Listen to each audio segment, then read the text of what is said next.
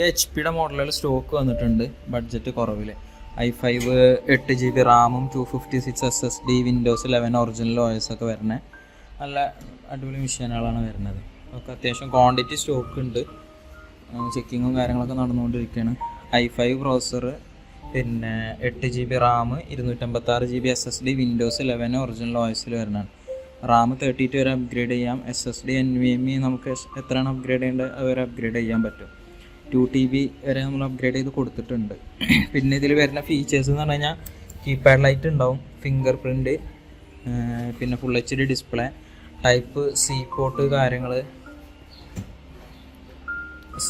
കാര്യങ്ങളുണ്ടാവും. പിന്നെ സിയിൽ നമുക്ക് ചാർജ് ചെയ്യാം, മറ്റേ നോർമൽ ബ്ലൂ പിൻ ഉണ്ടായാലും ചാർജ് ചെയ്യാം. പിന്നെ പോർട്ട് ഡോക്കിംഗ് കണക്ടർ വരുന്നുണ്ട്, LAN, HDMI, USB 3, പിന്നെ ഹെഡ്സെറ്റ്, പിന്നെ 4G സിം ഇടാൻ പറ്റും. 4G സിം ഇട്ട് നമുക്ക് നെറ്റ് എടുക്കാൻ പറ്റും. അതിൻ്റെ മൊഡ്യൂൾ ഇൻസേർട്ട് ചെയ്ത് കഴിഞ്ഞാൽ നമുക്ക് നെറ്റ് കാര്യങ്ങൾ എടുക്കാൻ പറ്റും. അതിൻ്റെ ഈ സൈഡിൽ ഒരു USB പോർട്ട് വരുന്നുണ്ട്. പിന്നെ ഇത് വെൻ്റാണ്, പിന്നെ ഇത് ലോക്ക് ചെയ്യാനാണ്.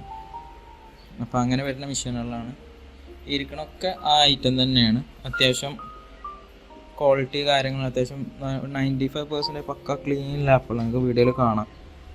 അപ്പോൾ കൂടുതൽ വിവരങ്ങൾ കാര്യങ്ങൾ അറിയണമെന്നുണ്ടെങ്കിൽ പിന്നെ നമ്പറിൽ കോൺടാക്ട് ചെയ്താൽ മതി.